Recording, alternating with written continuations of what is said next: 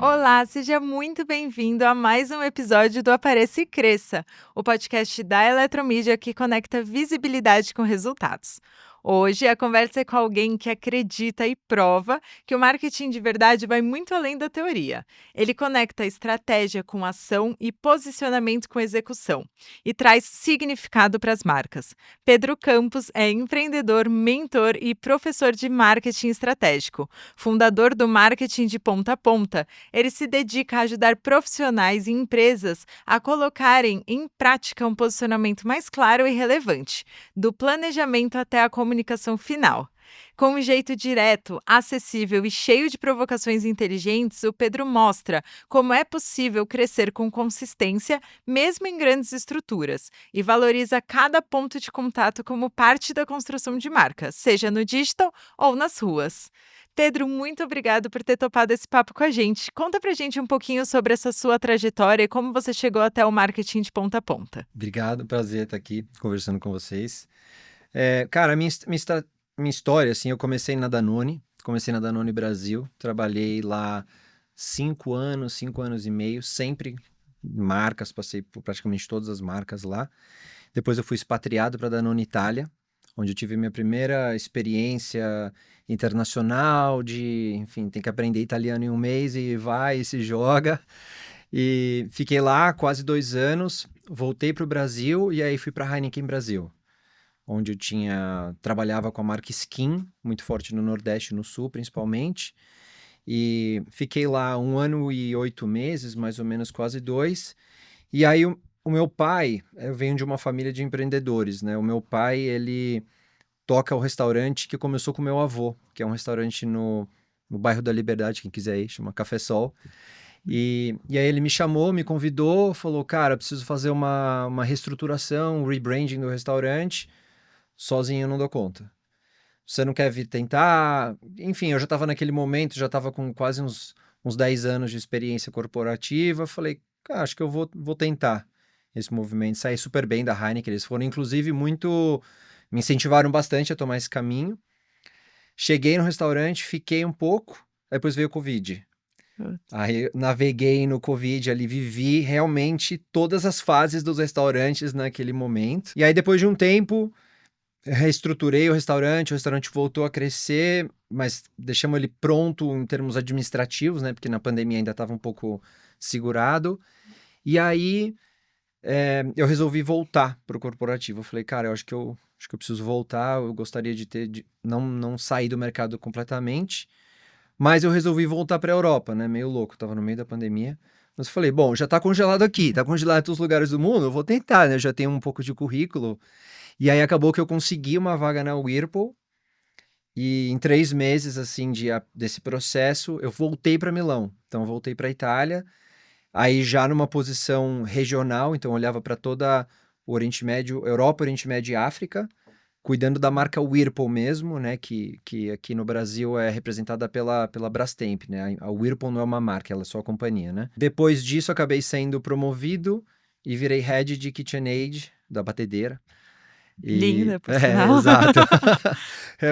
E aí me mudei para Bruxelas, então foi a grande Ó, mudança, assim, aí minha filha nasceu, e aí acabou acontecendo tudo, a gente ficou lá quase 2 anos, também cuidando da região, e aí resolvi voltar para o Brasil e agora eu tô empreendendo. Então, eu voltei a empreender, né? Aprendi no restaurante, agora eu tô com a minha consultoria e tal. Mas está sendo uma experiência bem interessante, assim. e você tem um projeto que chama Marketing de Ponta a Ponta, é Isso, isso? Conta um pouquinho o que é o conto. marketing de ponta a Tava ponta e até como que contando funciona. ali, né? O marketing de ponta a ponta, ele nasceu como um curso.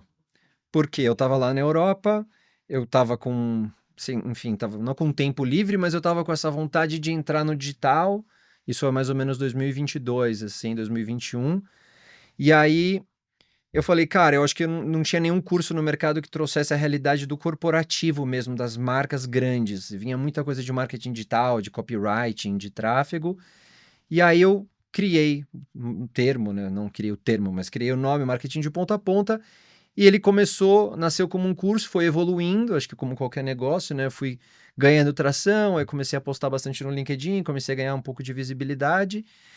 E só que aí quando eu voltei para o Brasil, né, foi passando quase 3 anos, quase 4 anos tocando o negócio, voltei para o Brasil, definitivamente, e aí me vi nessa situação de querer começar a empreender, e falei, cara, quer dizer, vou pivotar isso aqui, vou transformar numa consultoria, o curso ainda existe, Tá. mas hoje o meu braço maior mesmo é a consultoria, o trabalho com as marcas e tudo mais, mas essa é a história do marketing de ponta a Quando tu ponta. entra, então, numa empresa, começa a trabalhar com ela, quais são as primeiras coisas que tu olha nesse teu olhar Sim. de marketing de ponta a ponta? Cara, eu acho que tem uma coisa bem interessante, que é entender primeiro como que tá a clareza do negócio na boca de quem trabalha na marca.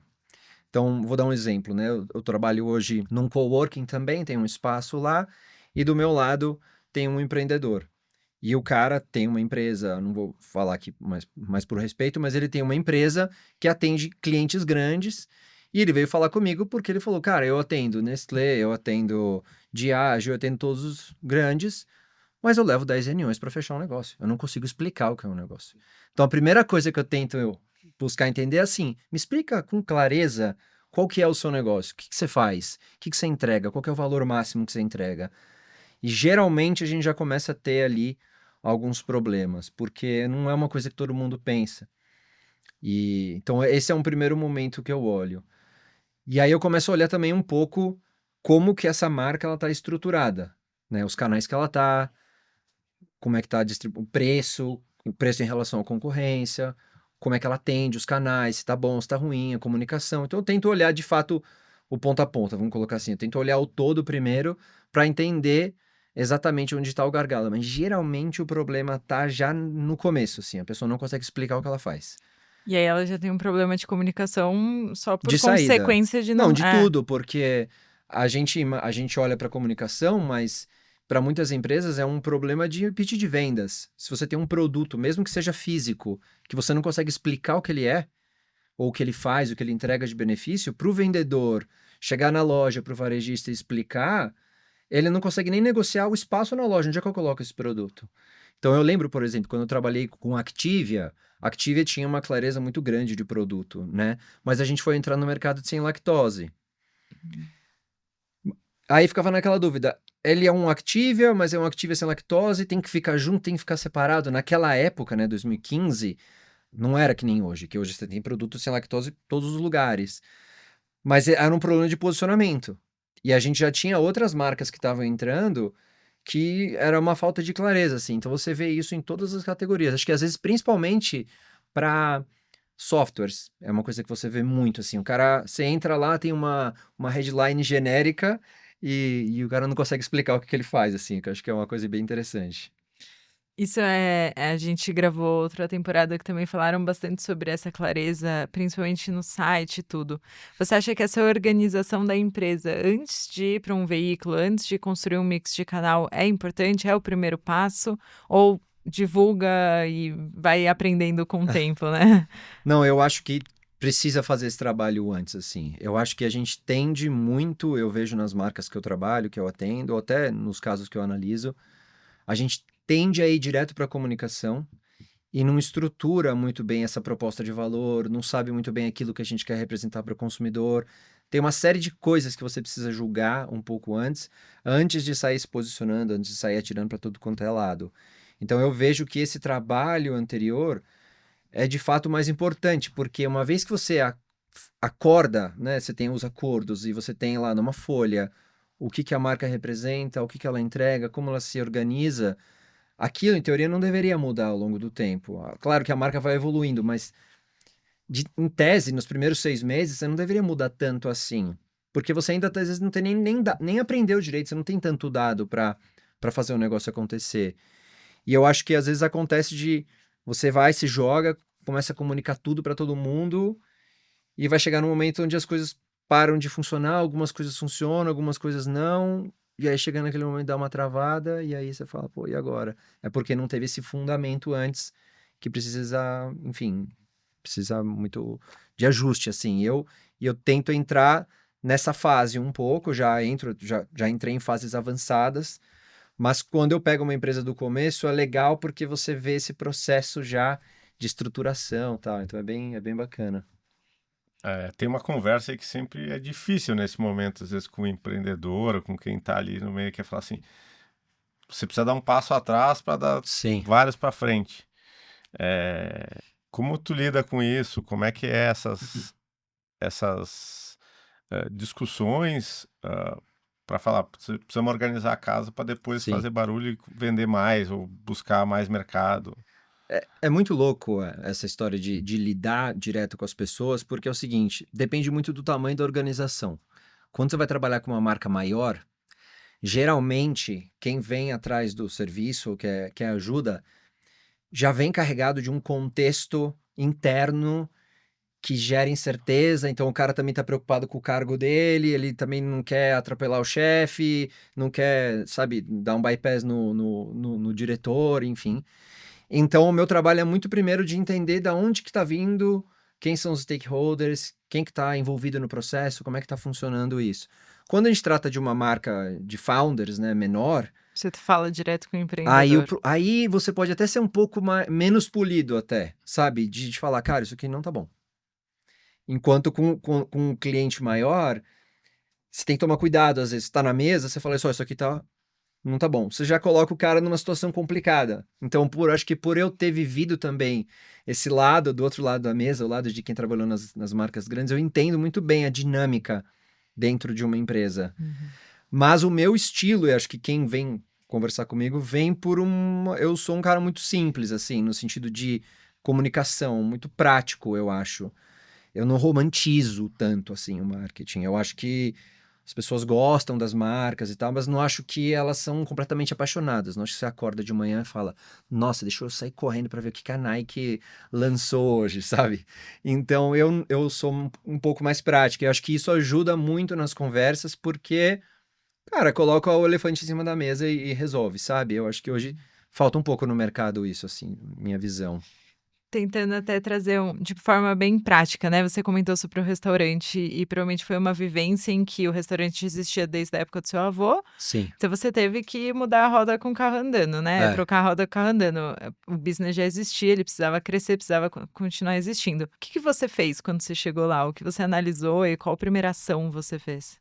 Então, foi interessante porque, assim, a chegada no restaurante, ela veio com um projeto atrelado, que era o projeto de reestruturação física do espaço. Então, a gente ia fazer uma obra, ia mudar a estrutura da cozinha.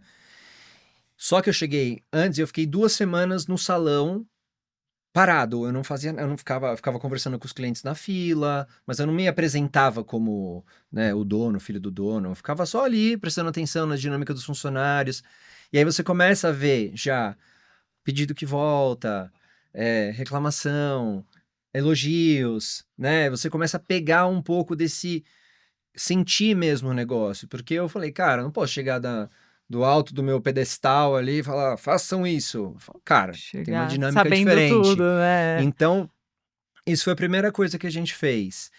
E aí, a partir dali, a gente foi estabelecendo algumas coisas que eram acordos que eram não negociáveis, assim, que eram tipo, cara, o atendimento é uma coisa não negociável, assim, tem que ser muito bom.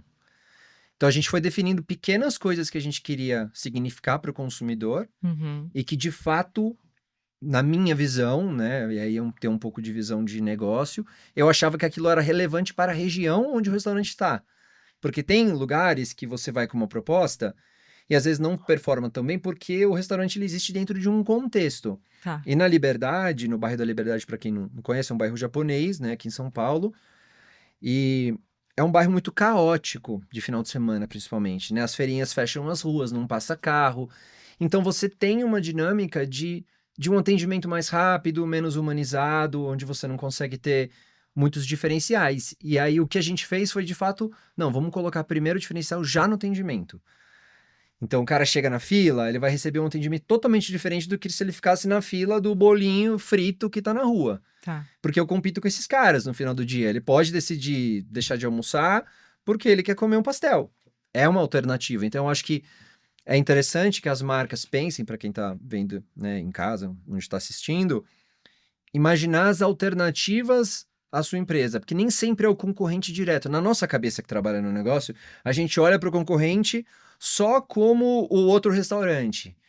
Mas na cabeça do consumidor, ele não enxerga dessa maneira, Sim. né? Tanto que tem aquela frase, né, famosa de um dos fundadores da Netflix, que ele fala, cara, eu compito com o sono. Se a pessoa quiser dormir, se ela optar por dormir e não ver uma série, ela é um competidor, ela tira o espaço, eu perco o espaço. Então, eu acho que, claro, aqui eu estou fazendo um exemplo muito extremo, né? Mas existem, às vezes, coisas mais práticas que é você, de fato, poder mapear. Então, eu fiz esse mapeamento nos 15 dias que eu fiquei lá, de observar, de conversar com o cliente, de dar uma volta, conhecer os espaços, quanto que todo mundo tá cobrando. Porque eu tinha uma percepção, sei lá, fala, pô, esse café tá caro. Mas aí você vai no lado, não tá tão caro assim, entendeu? É Então você quase que começa, você existe dentro de um contexto, a marca existe dentro de um Perfeito. contexto, e o consumidor, ele sempre compara. Mesmo que de forma inconsciente, ele tem um set de comparação, e esse set, ele, às vezes, ele muda de acordo com o contexto. Então, por exemplo, você tem vários, você já saiu para jantar, já saiu para almoçar, você conhece vários restaurantes. Quando você vai no bairro da Liberdade, você não vai comparar um restaurante do bairro da Liberdade com um restaurante que você foi uma vez no Jardim. Você vai comparar, de repente, com outros que você já viu ali naquele contexto. Tu tem o contexto regional, vamos dizer Contexto assim. regional, eu acho. Exato. Eu apliquei um pouco dessa lógica das marcas grandes num negócio pequeno que às vezes acaba sendo um pouco mais cirúrgico, né? Enquanto em Skin ou em KitchenAid a gente olhava muito pro contexto do país, né? Porque às vezes a gente está olhando para isso, ou do estado, no caso de Skin, por exemplo, para um negócio menor, às vezes você tem que começar olhando para o bairro, assim, sabe? Então, usar a geolocalização como um fator de segmentação da comunicação mesmo, Eu né? acho que Falei isso muito "são", ajuda. mas acho que é essa a Mas, frase. mas todo mundo que passa por aqui, né? Eu acho que nas conversas tem uma coisa, uma máxima que é entender o seu entorno e entender seu cliente. Ouvir seu cliente é uma coisa óbvia, mas que nem todo mundo faz e Sim. que faz uma diferença tremenda, né? E eu acho que é quase clichê já dizer, né? Você tem que entender o seu cliente, mas eu garanto, assim, eu trabalho com essas marcas, a galera não passa 10 minutos para Não conversar com o para cliente. pra É fazer isso. isso. É loucura isso, assim. E aí, quando você conversa, a pessoa te fala um negócio. Porque, assim, a ideia é que muitas pessoas acreditam que elas vão conversar com os consumidores e o consumidor vai falar. O que ele precisa. Ou que ele já vai te dar a estratégia do seu negócio. Mas às vezes o que acontece é quase naqueles processos de. Sabe aquelas séries de crime que o investigador bate na porta do vizinho da frente e fala: Você viu alguma coisa aqui? Ela fala: Cara, eu vi um carro passando às 8 horas da noite. Aí ele vai lá, puxa a câmera, descobre o carro. Então, com o consumidor é um pouco assim. Ele te dá uma pista, um indício. Você fala, cara, tem alguma coisa aqui, vamos investigar isso aqui, entendeu?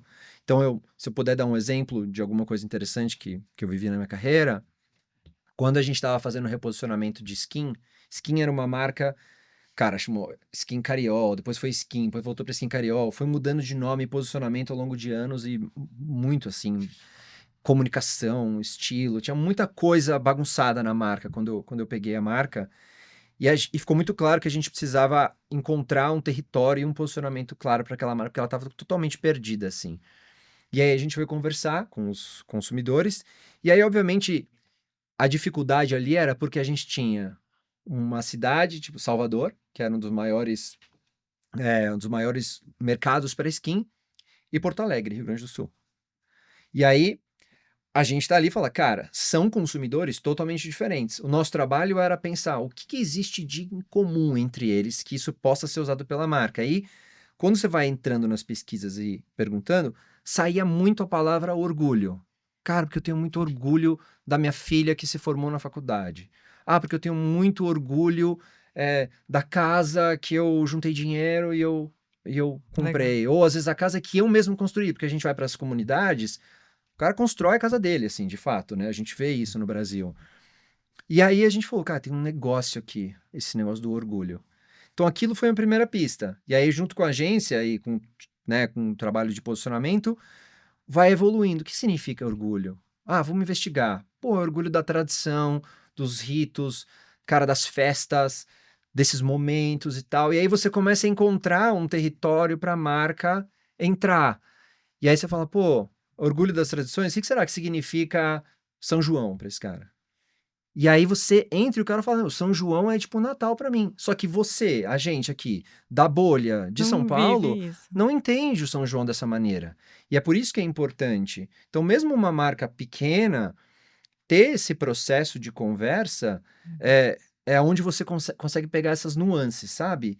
E com Skin foi isso, assim. Aí a gente criou a campanha que era o orgulho de estar na sua mão. Então a gente fez uma virada de chave e falou, cara, Eu tenho orgulho de eu tenho estar com orgulho você. de ser escolhido por você, porque sua história é muito legal, porque a gente gosta de gente assim. Então foi um contexto bem interessante e essa era uma história que ressoava muito no Nordeste e no Sul. Uhum. Então foi um encontro, assim, sabe? Mas veio de uma observação. Pô, essa palavra aqui, o que será que é isso?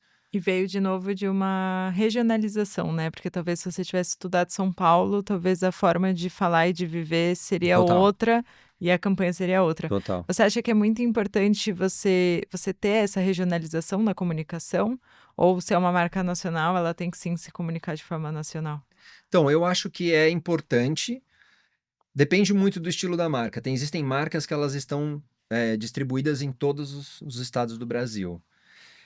E aí é difícil você ter várias campanhas, né? Porque, né, enfim, em termos de dinheiro, é difícil você bancar várias campanhas regionais. O que você faz geralmente é ter uma campanha que a gente chama de master brand, né? De um posicionamento geral, Uhum. e algumas execuções locais. Aí eu acho que é muito importante isso, entendeu?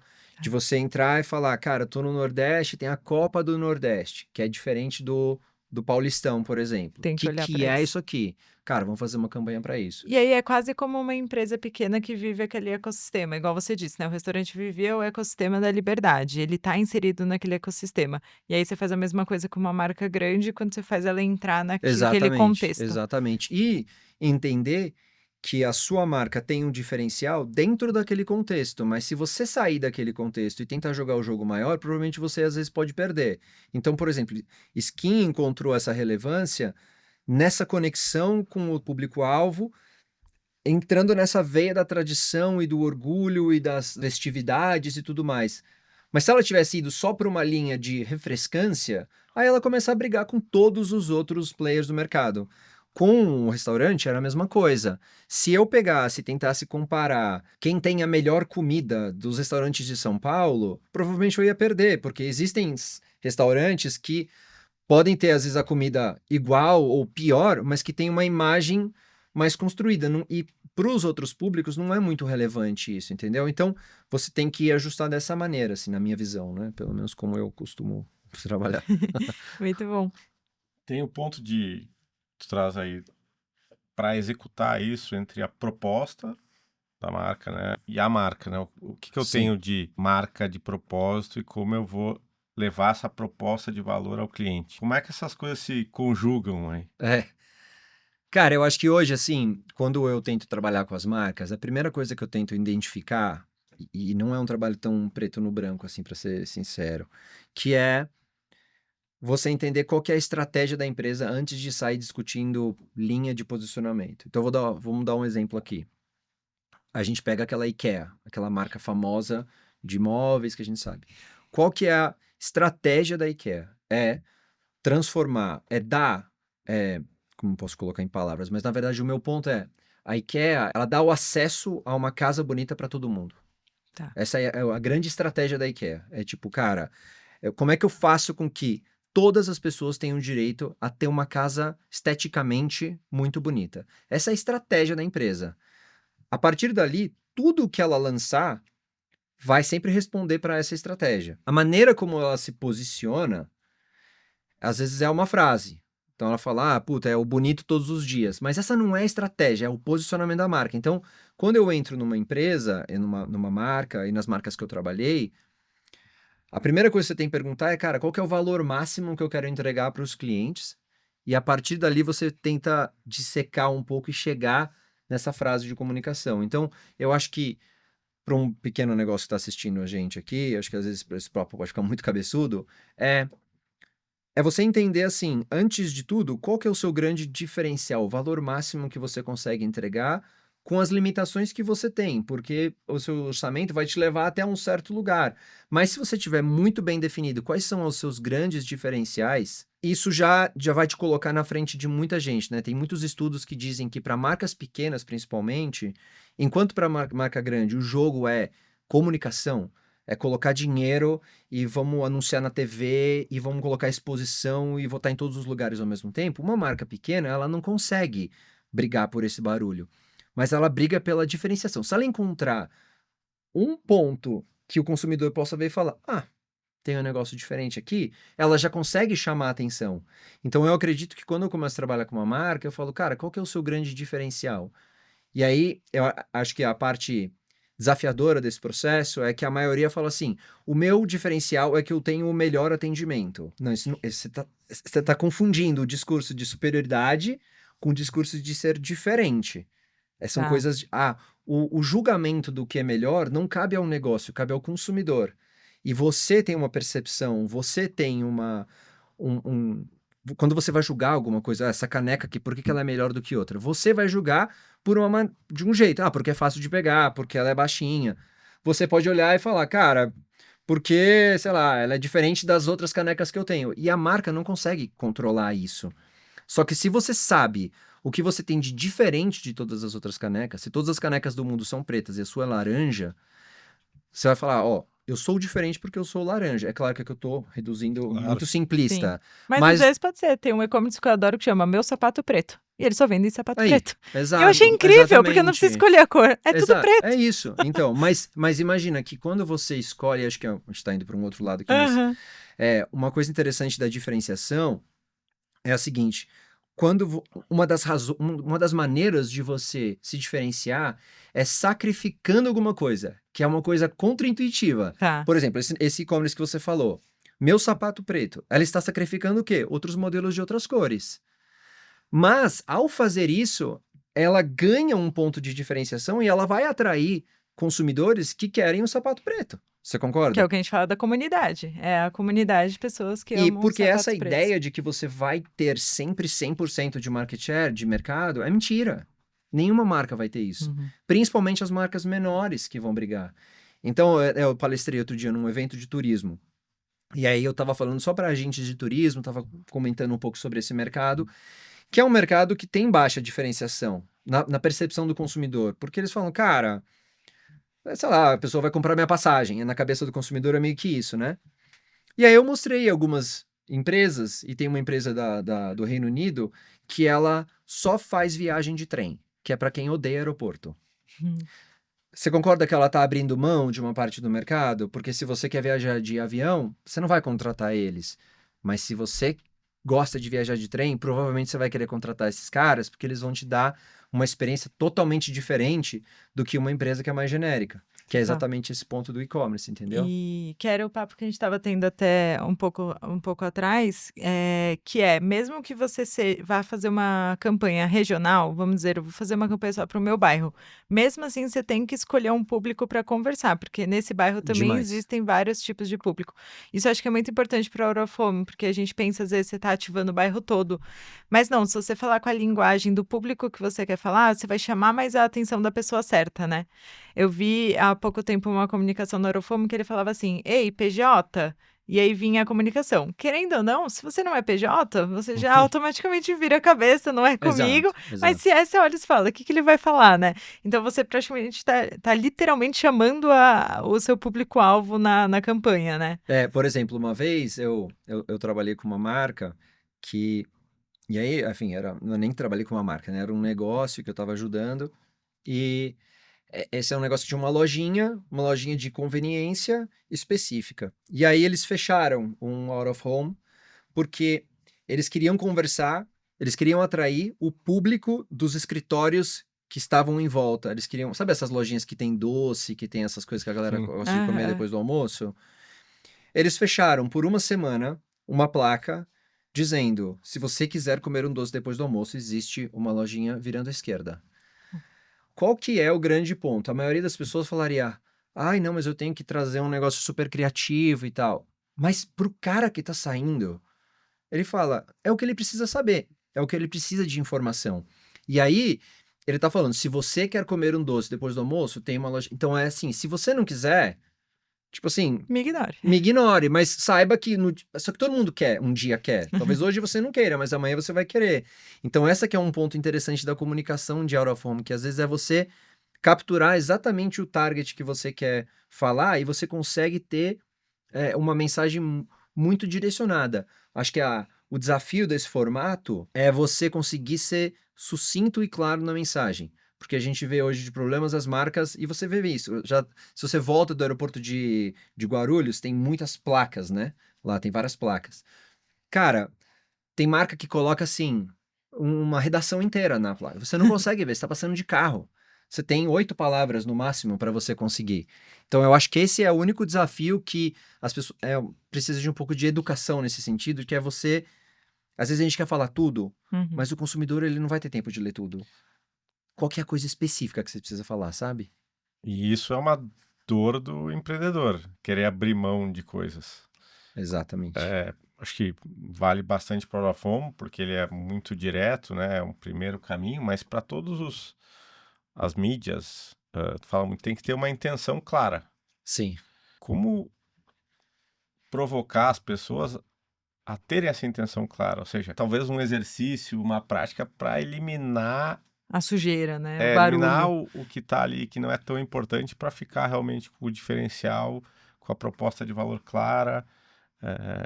Como é que a gente pode dar aqui um pouco de caminhos para o empreendedor, para o cara que tem o restaurante, Sim. como é que ele pode buscar esse lugar sem querer fazer o textão? Eu acho que tem uma coisa interessante que e acho que isso parte um pouco do posicionamento da marca. O posicionamento, em via de regra, ele é uma imagem pretendida. Então, o que que significa isso? O que eu gostaria que você pensasse quando você pensasse na minha marca. Então, eu tenho a marca A, fala, cara, quando você pensar na marca A, eu gostaria que você associasse com isso, com isso e com isso. Se você tiver essa clareza já, não esquece a frase, porque eu acho que muita gente fica preso na frase, assim, quer chegar numa frase poética e bonita. Eu acho que antes disso, pensa no que você quer significar na cabeça das pessoas, porque você não vai conseguir controlar essa frase no detalhe, né? Às vezes ela existe dentro do escritório, mas você vai conversar com o consumidor, ele vai te falar outros termos, assim, vai falar uma coisa nada a ver do que está escrito na parede. Então a gente trabalha com 3, 4 associações. Então eu acho que quando você tem essa clareza, isso vai balizar tudo o que você está fazendo. Então vou dar um exemplo vamos voltar para um restaurante aqui. Ou mesmo Disquinho, ou até KitchenAid. Cara, um restaurante quer ser conhecido por um ótimo atendimento, por uma variedade de sobremesas, estou inventando aqui, e alguma outra coisa. O que eu comunicar tem que reforçar essas associações.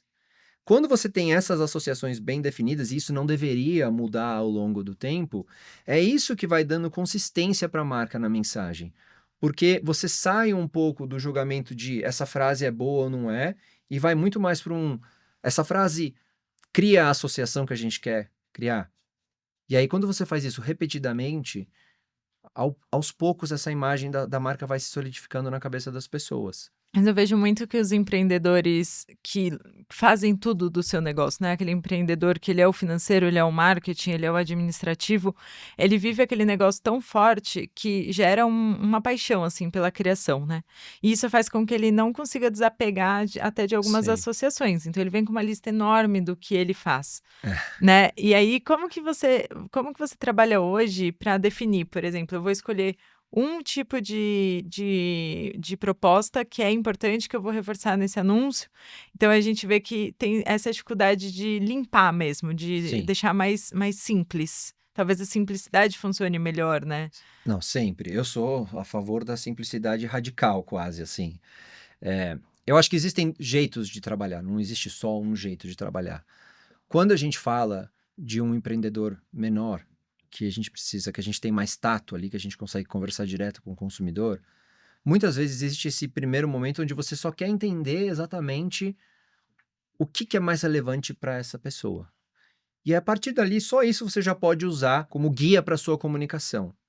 Só que a marca, ela não existe só em função do cliente, ela existe em função do mercado. Por isso que eu falo do diferencial. Então, se eu entendo, que nem eu entendi no restaurante, que a marca precisava se diferenciar, que atendimento era uma necessidade do consumidor e era também uma dor dele, porque os outros restaurantes não estavam atendendo. Então ali eu vou começar a falar sobre isso. E vai focar E nisso vou com focar nisso. Então, eu consistência. vou pegar 2 semanas, eu só vou falar do atendimento. E eu vou treinar todos os funcionários para chamar os clientes pelo nome. E eu vou dar o nome dos funcionários. Todo mundo vai saber os nomes. Você começa a construir dessa maneira. Numa marca maior, obviamente, você às vezes tem também dados que o empreendedor menor não tem, que é o que é relevante para a categoria. Então, vamos dar um exemplo aqui. Você trabalha com uma marca de bebidas vegetais, né, de plant-based, que tá super em alta. Quando você entende, principalmente, quais são os drivers, né, qual que é aquilo que gera relevância e consideração para o consumidor, que geralmente para essa categoria é naturalidade ou sabor, por exemplo, porque às vezes as pessoas têm uma percepção de que não vai ter um sabor tão bom, você também estrutura a comunicação da sua marca para trazer esses atributos e comunicar isso. Só que você vai fazer do seu jeito. Esse que é o grande ponto. Não vai falar, minha bebida é muito boa. Não. Você vai apresentar. A sua marca tem uma personalidade, ela tem o tom de voz dela, ela tem o estilo de comunicação dela. É que quando a gente fala de um empreendedor, é isso. O cara é tão apaixonado por tudo que ele quer comunicar tudo. Só que não vai dar certo. E aí, de fato, eu acho que quem trabalha com esse mercado tem que ter também um pouco do tato, assim, de explicar. É um processo, né, de conversa, de apaziguar e de deixar claro de que, tipo assim, a gente sabe o que a gente tá fazendo, entendeu? Uma vez que tu fez esse trabalho, ou que o empresário fez esse trabalho, ele tá ali com isso pronto. Qual é o caminho para ele escolher os canais certos para começar a comunicar isso de uma forma efetiva para o mercado? O mix de canais, né? Como criar esse mix. É uma boa pergunta. Eu acho que, primeiro, ele tem que entender qual que é o tamanho do orçamento que ele tem para investir. E entender também, minimamente, buscar entender, qual que é a jornada do consumidor, onde é que ele está.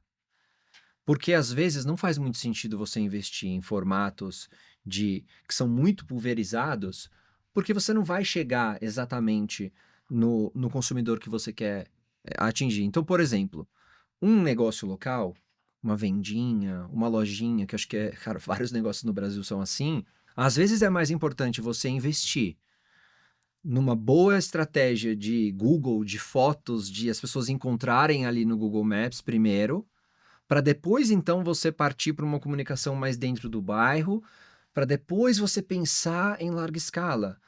Então, eu acho que parte do... E aí, assim, não existe uma resposta que é falar é isso e acabou, porque a gente vai testando e vai aprendendo.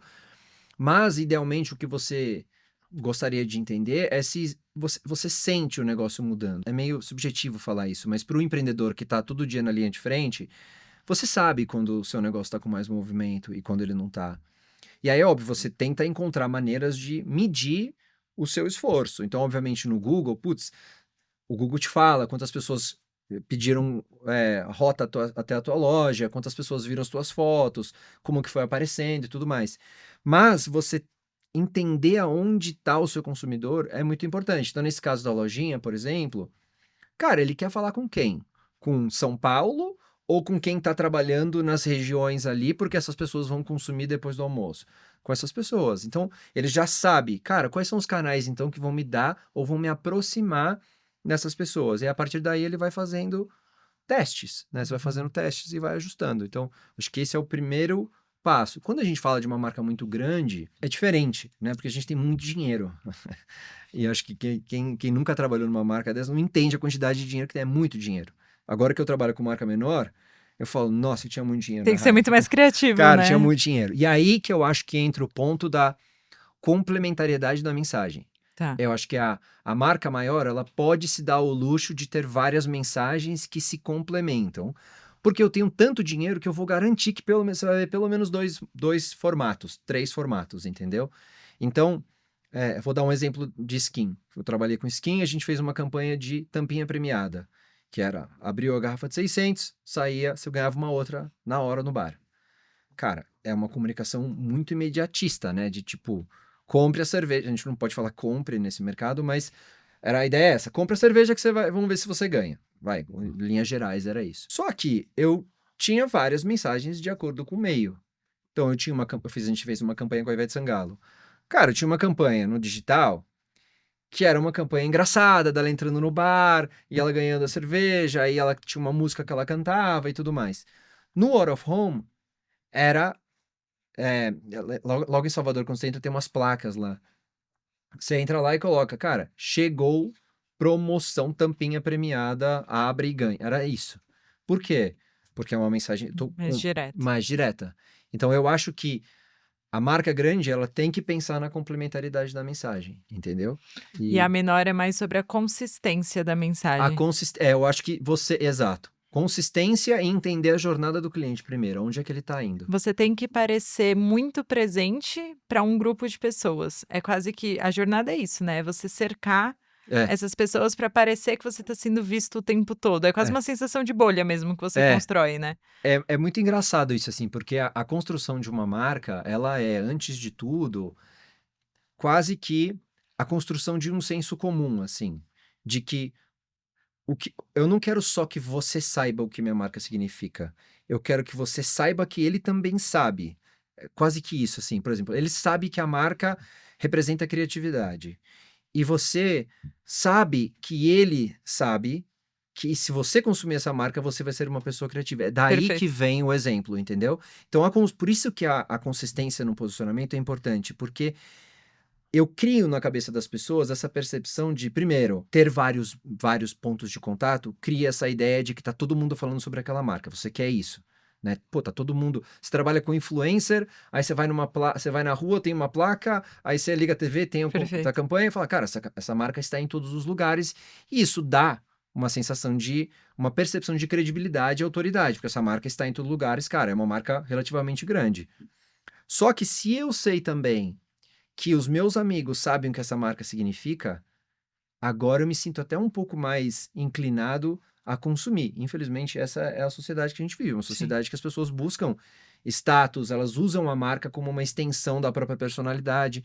Então, quando a marca consegue ocupar esses espaços, ela ocupa um espaço de um senso comum, assim. Quando a marca chega ali, esquece, porque ela vai voar sozinha, entendeu? Até pegando esse gancho, tu acha que aí o Out of Home, ele pode ter um papel de acelerar isso, visto que muitas vezes tu tá em grupo vendo essa mídia e não de forma isolada, isso pode facilitar Com certeza. a comunicação, seja que a gente fala o papo de elevador ou...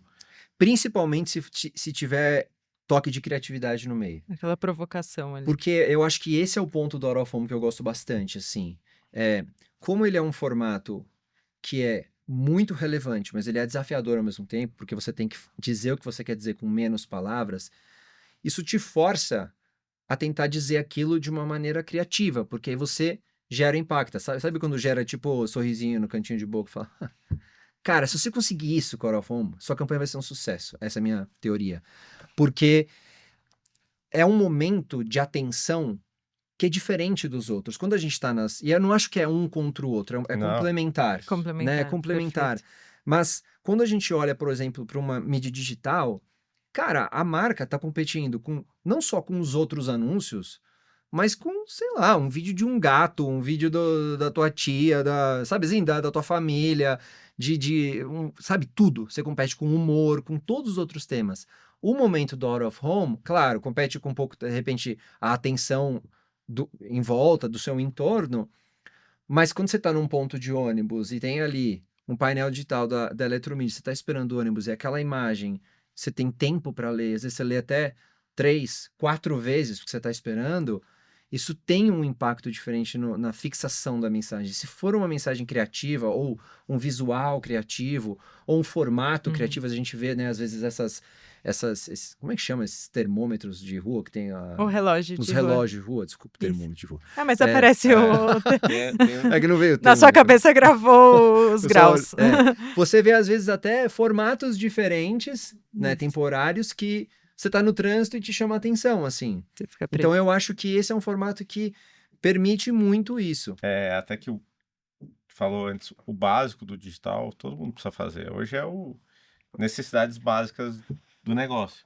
Ou seja, tem que ser encontrado. Né? Sim.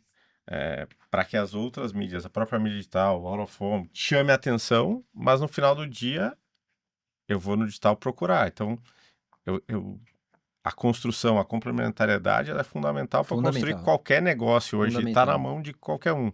E aí, pegando esse gancho, como tu vê a presença da inteligência artificial agora para os negócios e para o marketing? Como é que ele tem ajudado as empresas? Então, eu acho que, como tudo, tem dois lados, né? De um lado, para um negócio pequeno, para um cara que às vezes não tem tanto poder criativo, não tem tanto time, a inteligência artificial ela é muito boa porque ela pulverizou um pouco o custo de produção, o custo de produção de imagens e de textos, ela diluiu um pouco. Se isso antes era privilégio dos grandes, agora o cara, se ele conseguir escrever um prompt certinho ali, ele gera uma imagem que seria muito melhor do que a imagem que ele geraria se ele tentasse tirar com a foto do celular dele. Perfeito.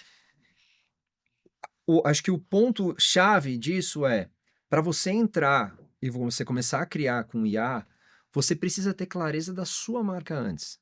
Porque se você não tiver clareza do que a sua marca quer representar, né, da sua oferta, do qual que é o seu diferencial, a inteligência artificial vai te retornar com o genérico. E aí você vai ser balizado pela média. Perfeito. Então, se eu tenho uma marca que significa, vamos pegar esse e-commerce que você falou, dos calçados pretos, por exemplo, né? Se eu sei exatamente o que eu quero significar para o consumidor, é muito mais fácil eu falar, crie para mim um calendário de social media de uma loja que apenas vende sapatos pretos. Vai vir muito melhor do que você dizer, crie para mim um calendário social media. Vai vir um negócio, o genérico do genérico, que para algumas pessoas já é muito bom, porque Já é sair do zero. ela sai do zero. É. Eu acho que a IA já ajuda a sair do zero, mas para uma marca grande, ela não pode ficar pela média, ela tem que encontrar, sabe, esse espaço. Tem alguma ferramenta ou alguma coisa que você tem usado esses dias na sua consultoria que você fala, putz, isso ajuda muito o consumidor de ter na mão e tá aí no mercado, o pessoal não usa. Acho que dica de ferramenta é muito legal porque você consegue já começar a usar hoje, né? Cara, tem uma coisa interessante que é um uso do ChatGPT, ou qualquer outra IA, Claude, essas outras até do Google, né? Que eu acho que é interessante como a inteligência artificial, ela baliza pela média, na maioria dos casos, quando você consegue entender quais são os clichês da categoria que você vai entrar. Isso é a coisa mais interessante. Então, vamos supor que você tem uma marca de suplementos, tá? Se você perguntar para o ChatGPT quais são os clichês da categoria de suplementos, ele vai te falar. Porque ele é alimentado com essa... O que são aquelas... Talvez clichê não seja o melhor termo. O que são as coisas que todo mundo fala na categoria de suplementos? Ele vai te falar pessoas suadas, superação, seja a sua melhor versão. E olha que legal, você já sai de um ponto de falar, cara, beleza, se eu tô criando a minha marca, eu preciso entrar no mercado, eu já sei que se eu for por esse caminho, eu já não vou me diferenciar. E aquilo abre espaço para você, de repente, fazer questionamento. Você pode conversar com o ChatGPT e perguntar assim, me dê, sei lá, 10 maneiras de ser contra o que a categoria está fazendo. E ele vai te falar das coisas mais absurdas a alguma coisa que de repente ressoa com você e faz sentido para sua marca. E dali legal. começa o processo, entendeu? É um brainstorming invertido. É um brainstorming invertido. Jogar aqui tudo que não um é pra brainstorming fazer, invertido, né? porque, de novo, é aquilo que eu falei, assim, ser diferente hoje conta mais do que tentar ser melhor.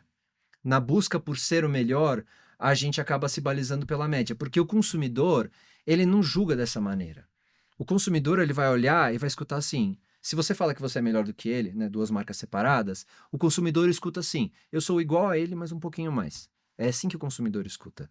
Agora, se você fala assim, ele faz isso, eu faço isso, cabe ao consumidor decidir qual é a marca que, até em termos de ecossistema, né, eu não quero entrar no discurso capitalismo selvagem, seria melhor, porque cada marca estaria num espaço entregando e atendendo uma necessidade, você entende? E quando você é pequeno, você não pode se dar o luxo de fazer o que o grande está fazendo, porque o grande vai te engolir vivo. Você precisa encontrar um diferencial. Às vezes, o diferencial do teu produto vai ser um nível de atendimento, assim, hiper personalizado que de repente aquilo vai ser o teu diferencial de saída, porque vai te permitir que as pessoas falem da sua marca para os outros. Mas às vezes você tem um produto que simplesmente é diferente. Então, eu tenho essa percepção de que é melhor você ser diferente. É melhor você ser diferente do que melhor, né? Mas é melhor você buscar o diferencial do que a superioridade, porque a superioridade ela é relativa, ela depende do contexto, ela depende da quantidade de dinheiro que o seu consumidor, que o seu competidor vai ter. E se você entra no mercado. Vamos dar um exemplo aqui. Aquela marca de cosméticos, que é uma marca, acho que da Inglaterra, chama Lush. Ela Uhum. tentou entrar no Brasil, não deu Sim. muito certo. Os sabonetes, né? Como que os caras criaram diferenciação? Os caras falaram, cara, a gente tem um negócio de ser handmade, né? De ser orgânico, artesanal, e tem um lance de frescor. O que eles fizeram? Eles pegaram os códigos da categoria de frutas, que tem aquelas, a gente vai na feira, as frutas estão em caixas. Os caras pegaram a loja e colocaram os produtos ali dentro das caixas. Aquilo já é um diferencial para quê? Para comunicar esse atributo de ser orgânico, né, de naturalidade e tudo mais. E você já tem um ponto de saída, porque eles poderiam ter brigado e falado, o meu produto é melhor porque se você usar o meu por mais tempo... Ele pode jogar esse jogo, mas ele precisa ter algo que salte os olhos do consumidor, que ele fale assim, interessante isso aqui. Que eu acho que é o que muitos negócios hoje não fazem, porque o cara quer imitar o concorrente, Quer ser entendeu? melhor concorrente. Muito interessante. E você soltou aqui uma palavra que me chamou a atenção, que é credibilidade, né? Você acha hoje que o papel da presença física é também construir credibilidade? Com certeza. Eu acho que sim.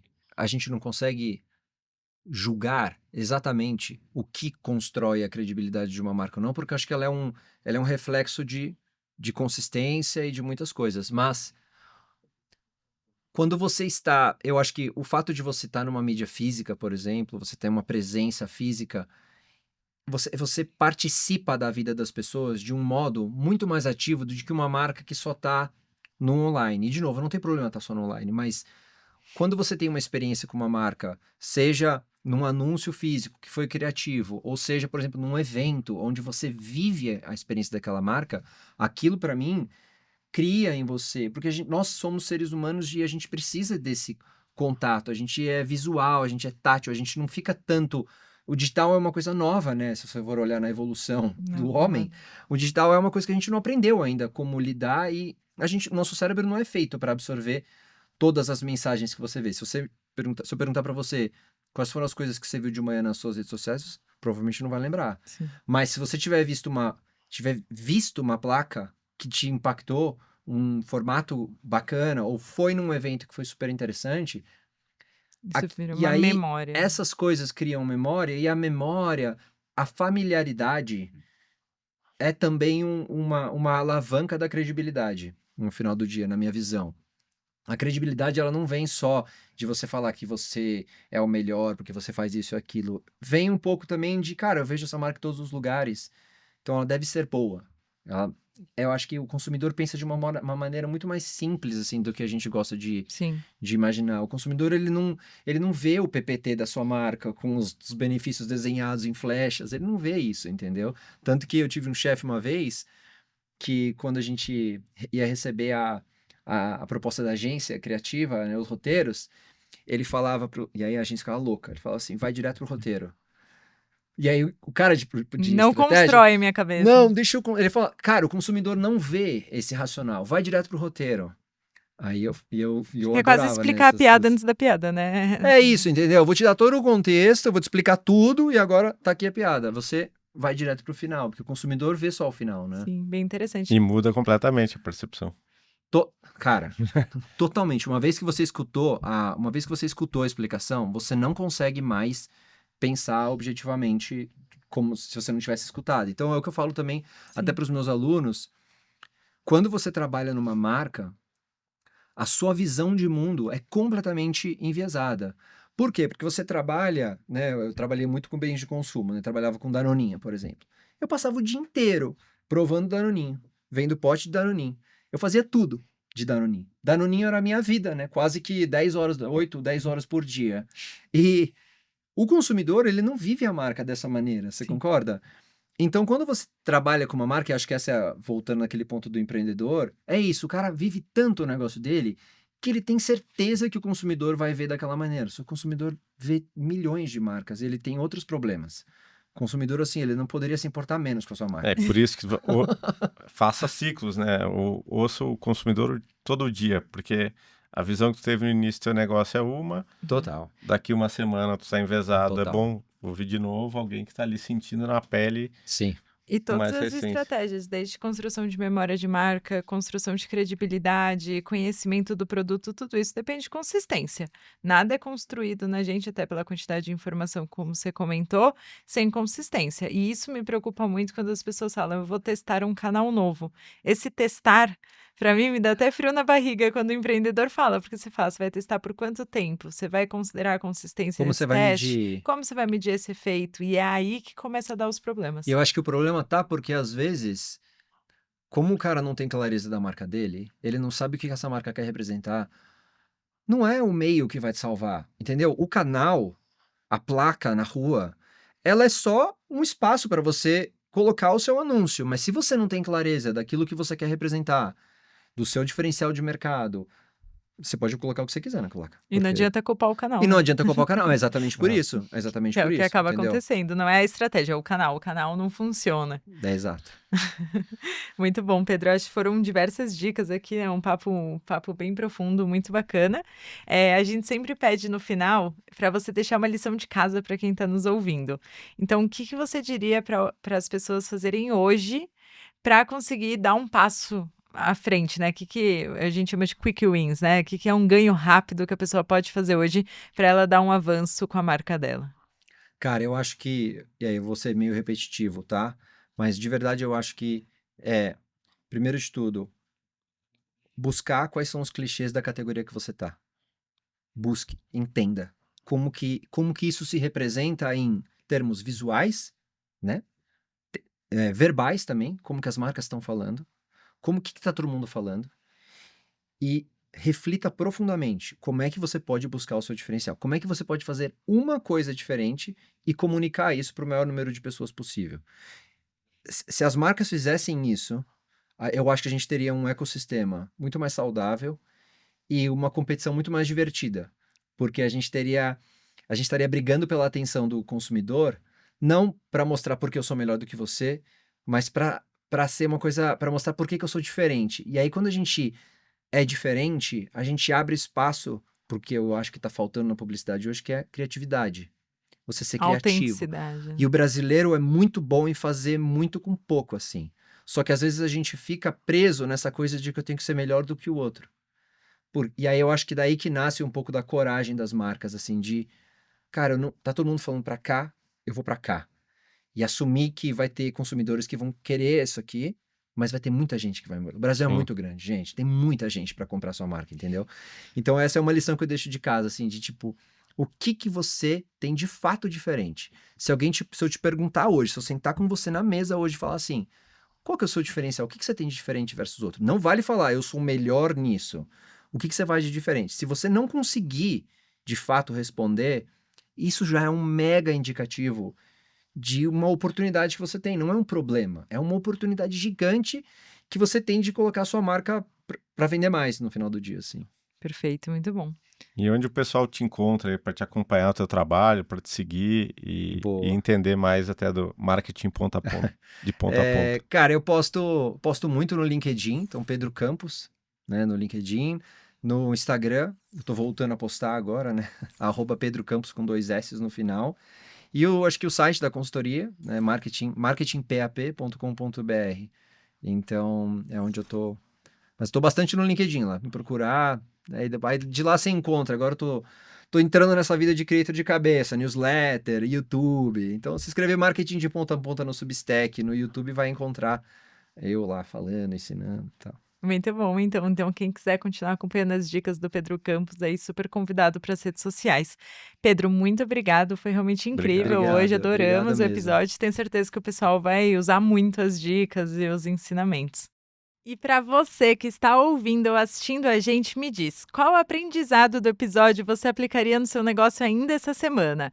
E se esse conteúdo fez sentido para você, compartilha com alguém que também está nessa jornada de fazer a marca aparecer com propósito e crescer de forma sustentável. A gente se vê no próximo episódio do Apareça e Cresça.